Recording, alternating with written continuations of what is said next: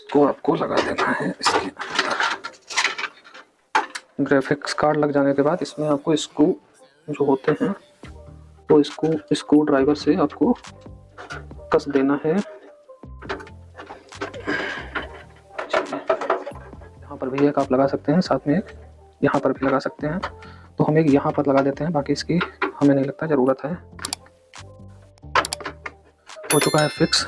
अब जो graphics card है, ग्राफिक्स कार्ड को फिक्स करने के लिए यहाँ पर होता है, ये देखिए, ये इस तरीके से ये ग्राफिक्स कार्ड आ चुका है बाहर।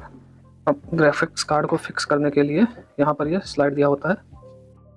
ग्राफिक्स कार्ड इस तरीके से यहाँ पर आ चुका है, तो इसके लिए हमें इस प्लेट को खोलना होगा। खोल देने के बाद इसको यहाँ से निकालना है, और यहाँ से निकालने के बाद फिर उसके बाद आपको यहाँ से इसको कस देना। अच्छी तरीके से फिक्स भी हो जाएगा, हमें भी अच्छा लग रहा है, साथ में ये फिक्स भी हो चुका है। इस तरीके से इसको बंद कर लगाने से पहले आपको इसको इसमें ये फिक्स कर लेना है, फिक्स कर देना है इसको फिक्स कर देने के बाद फिर आपको इसमें लगा देना है, ठीक है। और लगने के बाद यहाँ पर एक लॉक होता है, इसको आपको लॉक कर देना है,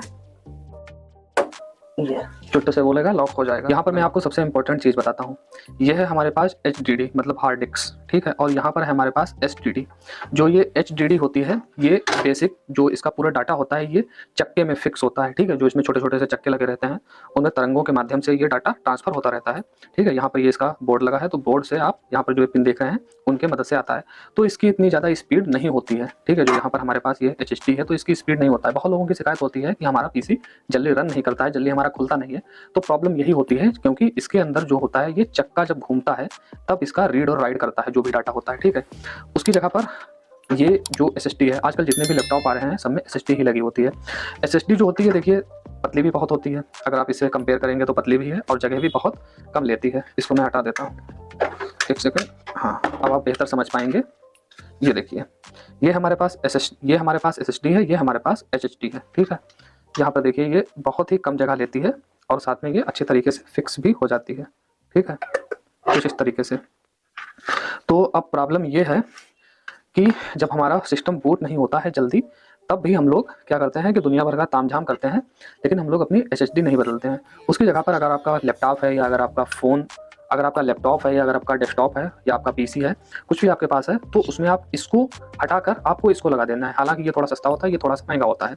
जो इसकी 500 GB की जो आपको SSD मिलेगी, ठीक है, वो तकरीबन 1500 या 1200 के आसपास मिल जाएगी। लेकिन इसकी जो 500 की होगी SSD, बताओ वो 500 रुपये की ही मिल जाए। जो इसकी मतलब 500 GB की इसकी जो 500 GB की SSD होगी, हो सकता है आपको 500 रुपये की ही मिल जाए, या हो सकता है 2000 GB आपको मिल जाए सिर्फ 1500 रुपये में। अच्छा, ये क्यों फास्ट है? इसके अंदर जो होते हैं सेमी कंडक्टर ढेर सारे लगे होते हैं, जो कि चिप के फॉर्म में होता है, जो कि इलेक्ट्रिक डाटा को ट्रांसफर करता है। हालांकि जो इलेक्ट्रिक डाटा होता है वो कितना फास्ट होता है वो डिपेंड करता है जो सेमी कंडक्टर है उन पे। तो ये बहुत फास्ट है और ये उतना फास्ट नहीं है। तो दोस्तों, हमारे में यही लगी थी, तो हमने इसको लगा दी है। अब अगर आप भी अपना PC इसी तरीके से अपग्रेड कर रहे हैं, तो आपको एक SSD भी खरीद लेनी है। SSD से स्पीड जो होती है वो 10 गुना फास्ट हो जाती है, ठीक है। तो हम जो मेन जो हमारा जो विंडो इंस्टॉल होगी वो इसके साथ में होगी, और जो हमारा PC होगा, ठीक है, जो जैसे अगर हम उसमें और भी चीज़ें मतलब करना चाहते हैं, अदरवाइज जो भी हमारा डाटा होगा हम इसमें भी सेव कर सकते हैं, इसमें भी सेव कर सकते हैं, तो हम दोनों को लगा देते हैं, ठीक है। तो प्रोसेस हम जल्दी स्टार्ट करते हैं। इसको लगाने के बाद इसको अच्छे से फिक्स कर देंगे, बोल्ट को अच्छे तरीके से कस देंगे तो ऑटोमेटिकली फिक्स हो जाएगी, ठीक है, इस तरीके से।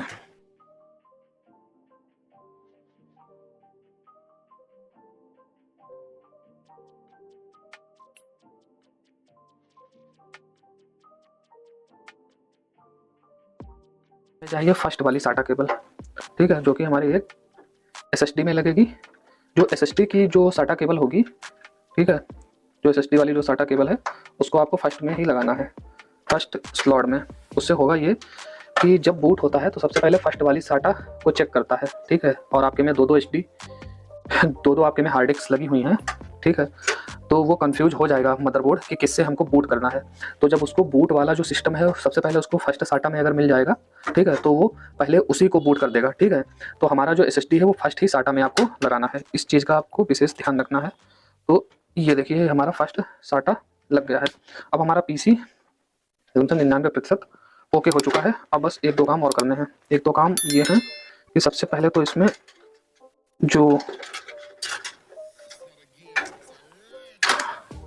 2 यूएसबी दिए हैं, एक आईडियो का दिया है, ये एक आईडियो का है, ये एक यूएसबी है।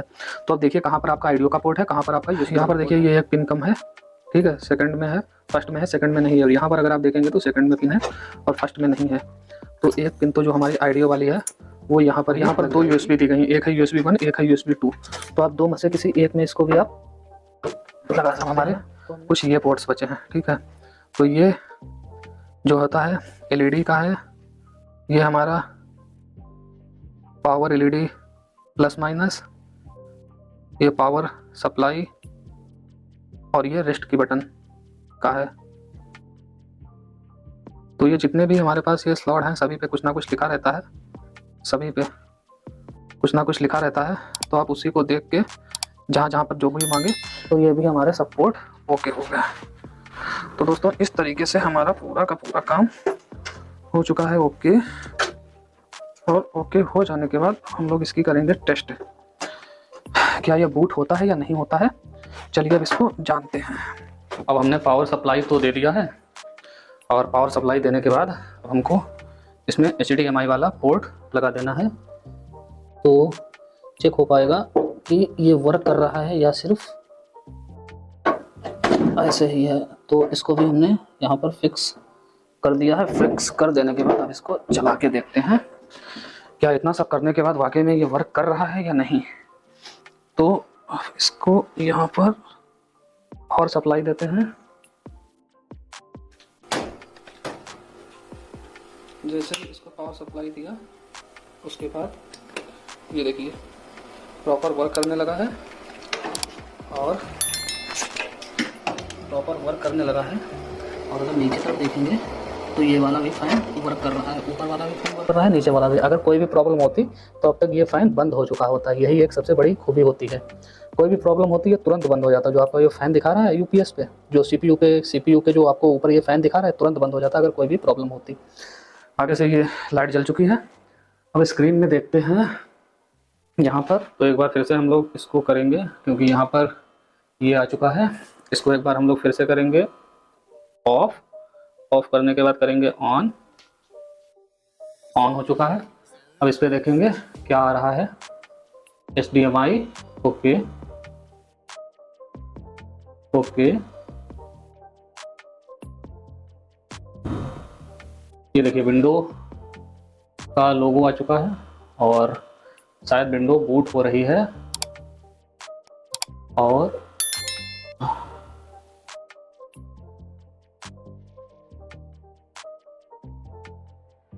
अरे वाह, ये देखिए विंडो भी पूरी अच्छी तरीके से बूट हो चुकी है, और ये प्रॉपर हमारा आ भी चुका है। हमारे पास पीसी है, ये ओल्ड पीसी था, इसको मैंने न्यू कर दिया है। ये जो मेरा पीसी था ये 10 साल पुराना पीसी था, तो ये उस समय अच्छा था, लेकिन आज के दिन ये उतना बेटर नहीं था, क्योंकि सॉफ्टवेयर जो होते हैं वो अपना साइज बहुत कायदे में बढ़ा रहे हैं। जो सॉफ्टवेयर पहले 100 MB का था वो आज 500 MB का है।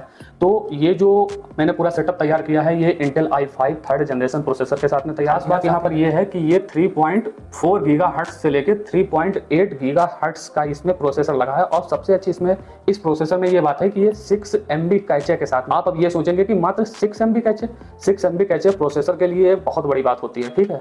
तो ये जो प्रोसेसर ये 6 MB कैचे के साथ में आता है। साथ ही मैंने इसमें NVIDIA GT 730 का मैंने ग्राफिक्स कार्ड लगाया है, जो कि बहुत अच्छा प्रॉपर वर्क कर रहा है। तो दोस्तों मैंने अपना पीसी बिल्ड कर दिया है। साथ ही ये जो प्रोसेसर है और जो ये ग्राफिक्स कार्ड है, तो इसका लिंक आपको डिस्क्रिप्शन में मिल जाएगा, चाहे तो आप वहां से खरीद सकते हैं। अच्छा, जब आप प्रोसेसर कोई लेते हैं तो उसमें खास बात ये आप ध्यान रखिएगा कि उसमें कितना कैचे मिल रहा है, साथ में उस प्रोसेसर की मतलब क्या क्वालिटी है। जो ये वाला हमारा जो ये प्रोसेसर है, ये सबसे हाईएस्ट रैंक पे है, सबसे अच्छा प्रोसेसर है। और i5 3rd जनरेशन के अंदर बहुत सारे प्रोसेसर होते हैं, सेलर उसमें बताता कुछ है, भेजता कुछ है, कहीं से कुछ होता है, फ्रॉड बहुत ज़्यादा होता है, ठीक है।